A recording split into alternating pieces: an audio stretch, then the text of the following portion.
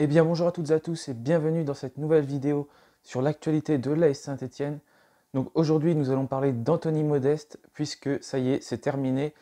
Sa saison est déjà finie alors qu'il vient seulement d'arriver au mercato, mais il a été opéré ce matin d'une pubalgie, donc c'est une inflammation au niveau de la symphyse pubienne. Ça a été effectué ce matin et la SSE a d'ores et déjà communiqué que sa saison était terminée. Donc, quel bilan peut-on faire d'Anthony Modeste? Donc déjà, il est arrivé le dernier jour du mercato hivernal, donc c'était le 1er février.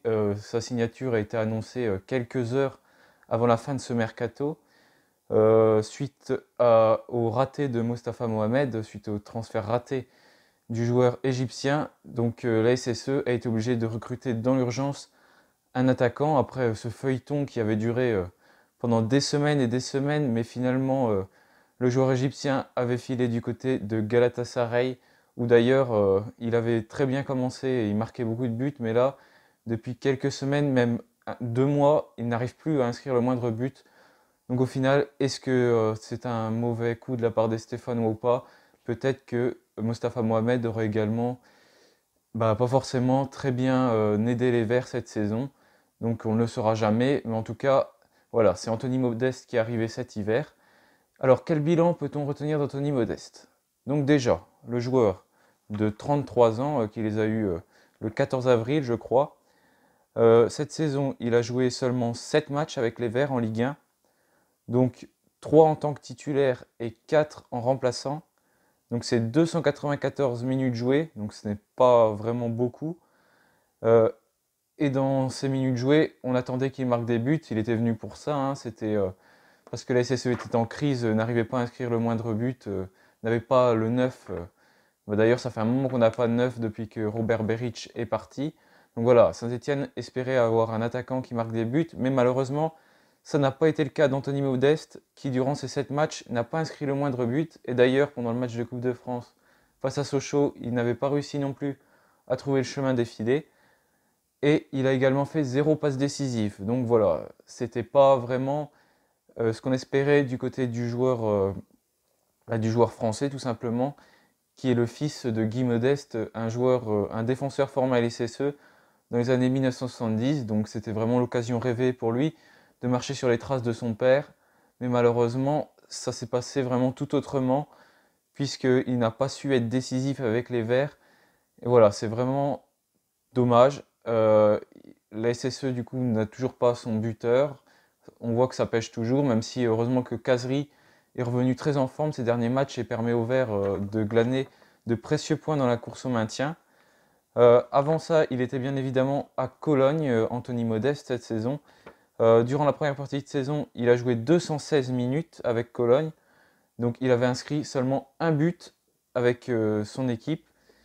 Et là, il est à Saint-Étienne jusqu'à la fin de la saison. Son contrat se termine dans 2 ans et il va donc du coup retourner du côté de Cologne. C'était donc son dernier match face à Monaco où il est rentré en toute fin de match, donc lors de la lourde défaite.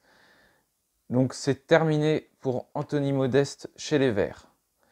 Euh, on pouvait attendre beaucoup de lui puisque à Cologne, notamment entre 2015 et 2017, en 75 matchs, il avait inscrit 45 buts. Donc vraiment, il était en forme à ce moment-là. Et plus précisément, pendant la saison 2016-2017, il avait inscrit 25 buts en 34 matchs. Donc le match où il a disputé le plus de minutes avec les Verts, c'était face à Metz durant 77 minutes. Donc voilà, il n'a jamais réussi à réaliser un match complet avec les Verts. On voyait qu'il manquait de rythme, hein. On voyait qu'il lui restait des choses d'un bel attaquant. Il savait se placer, se mettre où il faut. Mais dans la conclusion, vraiment, c'était pas ça. Il était lent. On voyait qu'il n'avait tout simplement plus le rythme, hein. Il jouait très peu cette saison. Ça fait un petit moment maintenant qu'il ne dispute plus des saisons complètes depuis 2 ans. Donc forcément, même 3 ans. Donc forcément, c'est tout de suite compliqué de se mettre dans le rythme de la Ligue 1 alors qu'on attendait beaucoup de lui, hein. C'était vraiment l'attaquant espéré. Il est arrivé forcément avec de la pression à Saint-Étienne, hein. Comme on n'avait pas d'attaquant, on pouvait compter sur lui. Il aurait pu également aider Charlaby.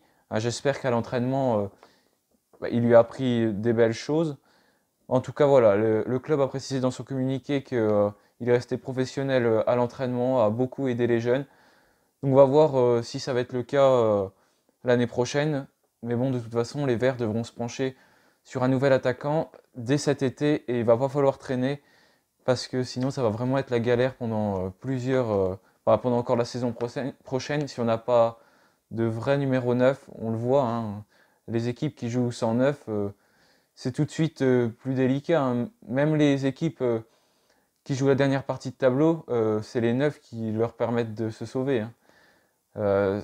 On a beau centrer, par exemple, comme le fait souvent Trauco, si personne n'a la retombée, c'est vraiment compliqué ensuite de marquer. On peut espérer que des coups de pied arrêtés, par exemple avec Harold Moukoudi, heureusement qu'il a marqué aussi des belles têtes, notamment sur les coups de pied arrêtés. Mais voilà, sans attaquant, de toute façon, Saint-Étienne n'arrivera jamais à performer. Donc il va falloir se pencher cet été sur des pistes. J'espère que le club travaille du côté de ça. J'avais vu que le meilleur attaquant, le meilleur buteur actuel de la nationale était courtisé par les Verts. Est-ce que ça va faire une Jean-Philippe Crasso numéro 2? Je ne sais pas. En tout cas, voilà. C'est vraiment la priorité de ce mercato de chercher le numéro 9 des Verts. Et pour Anthony Modeste, donc c'est terminé. Donc les Verts pourront peut-être compter sur leur centre de formation encore pour sortir un attaquant. Charles Haby n'a pas été forcément à la hauteur, mais on sait que derrière il y a du bon monde. Je pense notamment à Tyrone Tormin qui marque but sur but avec la réserve. Est-ce que ce serait lui le nouvel attaquant? Ou est-ce que les Verts doivent recruter au mercato? N'hésitez pas à me le dire dans les commentaires. Mais voilà, les Verts doivent absolument recruter cet été. Donc voilà, cette vidéo est terminée. Merci de l'avoir suivie. N'hésitez pas à la liker, la partager et à vous abonner si ce n'est pas encore fait. Donc je vous retrouve très bientôt pour faire la prochaine vidéo. En attendant, portez-vous bien et puis allez les Verts!